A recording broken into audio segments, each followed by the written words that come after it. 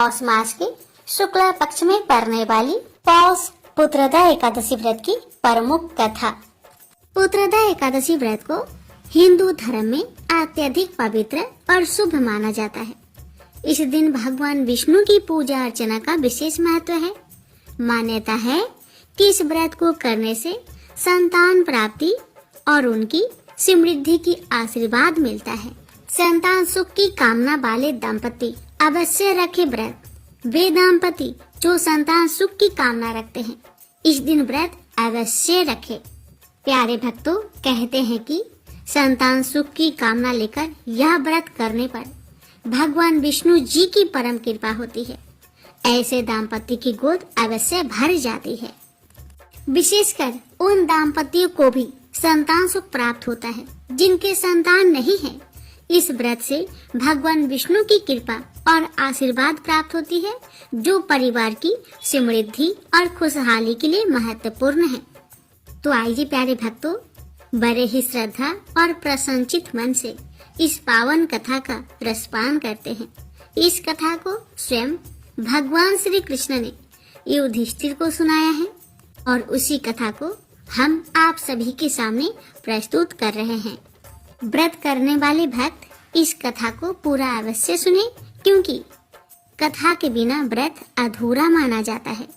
कथा श्रवण करने के बाद ही आपको व्रत का पूर्ण फल प्राप्त होगा। हे लक्ष्मी नारायण भगवान जी, आपकी कथा कहने वाले और श्रद्धा भाव से सुनने वाले सभी भक्तों की हर मनोकामना को पूर्ण करे। प्रेम से बोलिए विष्णु भगवान की अनंत स्वरूपों की जय। कथा। धर्मराज युधिष्ठिर कहने लगे कि हे भगवान, आपने पौष कृष्ण पक्ष एकादशी अर्थात सफला एकादशी का महात्म्य बताकर बड़ी कृपा की है। अब आप कृपा करके मुझे पौष माह के शुक्ल पक्ष की एकादशी के विषय में भी बतलाइए। इस एकादशी का क्या नाम है तथा इसके व्रत का क्या विधान है, इसकी विधि क्या है, इसका व्रत करने से किस फल की प्राप्ति होती है और उसमें कौन से देवता का पूजन किया जाता है। कृपया यह सब विधान पूर्वक कहिए।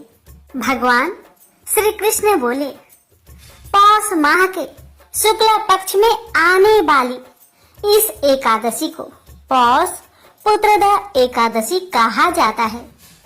इसमें भी नारायण भगवान की पूजा की जाती है। विधि पूर्वक इस व्रत को करना चाहिए। इस चर और अचर संसार में पुत्रदा एकादशी के व्रत के समान दूसरा कोई व्रत नहीं है। इसके पुण्य से मनुष्य तपस्वी, विद्वान और लक्ष्मीवान होता है। इसकी मैं एक कथा कहता हूँ, सो तुम ध्यान पूर्वक सुनो। भद्रावती नामक नगर में सुकेतुमान नाम का एक राजा राज्य करता था। उसके कोई पुत्र नहीं था। उसकी स्त्री का नाम शैब्या था। वह निपुत्री होने के कारण सदैव चिंतित रहा करती थी। राजा के पितर भी रो रो कर पिंड लिया करते थे और सोचा करते थे कि इसके बाद हमको कौन पिंड देगा। राजा को भाई, बांधव, धन, हाथी, घोड़े, राज्य और मंत्री, इन सब में से किसी से भी संतुष्ट नहीं होता था।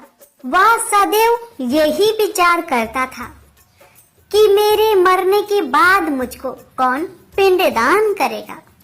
बिना पुत्र के पितरों और देवताओं का ऋण मैं कैसे चुका सकूंगा। जिस घर में पुत्र न हो उस घर में सदैव अंधेरा ही रहता है।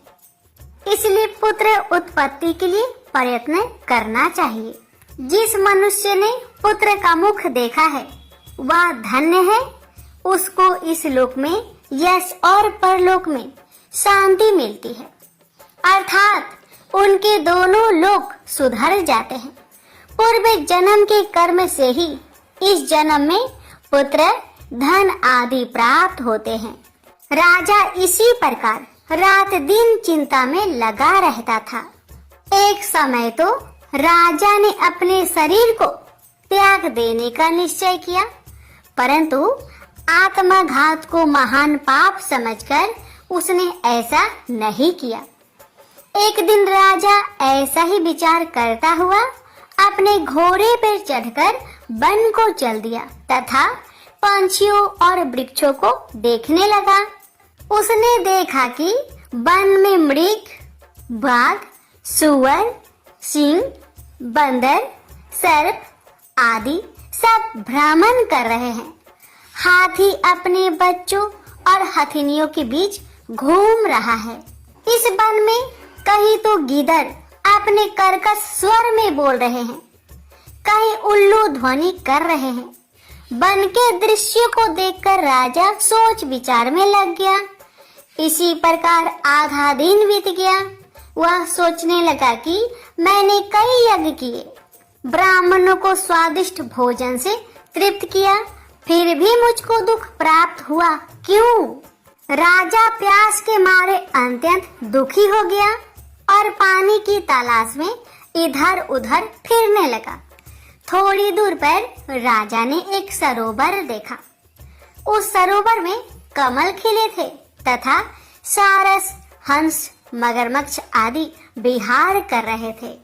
उस सरोवर के चारों तरफ मुनियों के आश्रम बने हुए थे। उसी समय राजा के दाहिने अंग फरकने लगे। राजा शुभ शकुन समझकर घोड़े से उतरकर मुनियों को दंडवत प्रणाम करके बैठ गया। राजा को देखकर मुनियों ने कहा, हे राजन, हम तुमसे अत्यंत प्रसन्न हैं। तुम्हारी क्या इच्छा है, सो कहो।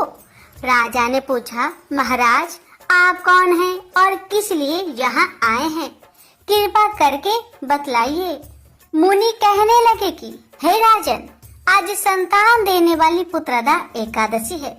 हम लोग विश्व देव हैं और इस सरोवर में स्नान करने के लिए आए हैं। यह सुनकर राजा कहने लगा कि महाराज, मेरे भी कोई संतान नहीं है। यदि आप मुझ पर प्रसन्न हैं तो एक पुत्र का वरदान दीजिए। मुनि बोले, हे राजन, आज पुत्रदा एकादशी है, आप अवश्य ही इसका व्रत करें। भगवान की कृपा से अवश्य ही आपके घर में पुत्र होगा। मुनि के वचन को सुनकर राजा ने उसी दिन एकादशी का व्रत किया और द्वादशी को उसका पारण किया। इसके पश्चात मुनियों को प्रणाम करके महल में वापस आ गया। कुछ समय बीतने के बाद रानी ने गर्भ धारण किया और 9 महीने के पश्चात उनके एक पुत्र हुआ। वह राजकुमार अत्यंत शूरवीर, यशस्वी और प्रजापालक हुआ। श्री कृष्ण बोले, हे राजन, पुत्र की प्राप्ति के लिए पुत्रदा एकादशी का व्रत करना चाहिए। जो मनुष्य इस महात्म्य को पढ़ता या सुनता है उसे अंत में स्वर्ग की प्राप्ति ही होती है। प्रेम से बोलिए, विष्णु भगवान की जय, माता लक्ष्मी की जय।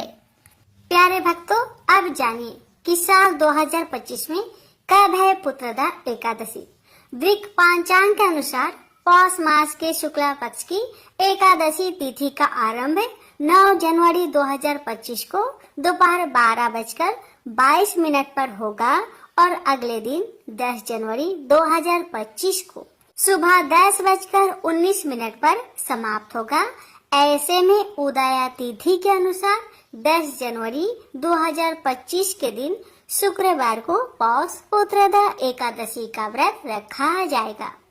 पारण का समय रहेगा 12 जनवरी 2025 को सुबह 7:15 AM से 8:21 AM तक। द्वादशी तिथि में एकादशी व्रत का पारण करने का समय है। जानिए भक्तों, पुत्रदा एकादशी व्रत की पूजन विधि के बारे में। पौष मास के शुक्ला पक्ष की पुत्रदा एकादशी को सुबह जल्दी उठे, स्नान के बाद स्वच्छ कपड़े धारण करें। इसके बाद व्रत का संकल्प ले, मंदिर की साफ सफाई करें। एक छोटी चौकी पर पीले कपड़ा बिछाए, इस पर विष्णु जी और देवी लक्ष्मी की प्रतिमा स्थापित करें।